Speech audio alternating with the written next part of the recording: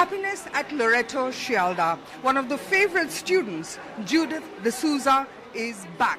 A special mass has been held for her. Judith has not spoken to any television cameras before, and she has said she will not about the kidnap. But let me ask her, did you believe this would happen in the 44 days that you were stuck there? Not at all. I knew I would come back to school at some point to meet everybody, but I didn't know it would be such a joyous occasion and such a spiritual experience. So nice to know that you were confident you were coming back. What helped you through those 43 nights? I think it was my faith, the way I was brought up to have very strong faith, also prayers, and not knowing what was happening in the background, the prayers and the solidarity, the support that was happening across the world. I think all that really helped to bring me back over here. And I keep telling people it's only prayers that really makes you come out of such an ordeal. Yes, and that helped you defeat the fear that you spoke so movingly about, the cold fear. True. It helped me survive the entire duration. Not only just the fear, the panic, everything.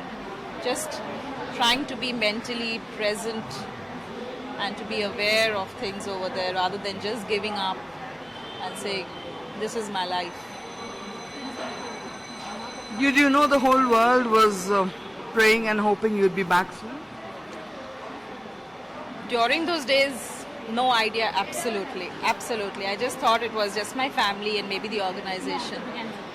But it was only when I reached Delhi and my brother was telling me about it and he was showing me on his laptop, I was so overwhelmed by the support, by the solidarity people had shown towards me. It still hasn't sunk in, to think that I am a very small person doing my work very, very quietly, that I could generate such a huge circle of solidarity across the globe. This was your second stint in Afghanistan. Actually, no. I've been going to Afghanistan since 2012. I was then working with IFAD, the development bank in the UN. So I used to go to do evaluations of investment projects. I used to design multi-sectoral investment projects. So I used to go there maybe once or twice a year. But this was my first stint to have a kind of a permanent job in Afghanistan, being over there. And I wanted something to work in Afghanistan because I fell in love with that country in 2012. I wanted to do something over there. And are you still planning to go back to work somewhere else? My family is my priority right now, so I need to spend more time with them. And what is it that drives you? Is it just the gender issue or you want to do something good? And what role did your school play in that sentiment?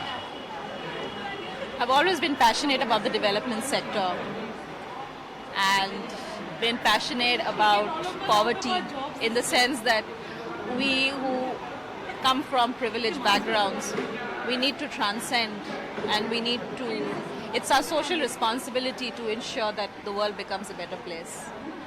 And my passion for gender emerged when I was working in southern Orissa, working with women over there. And I think overall it's just my passion for the sector that drives me.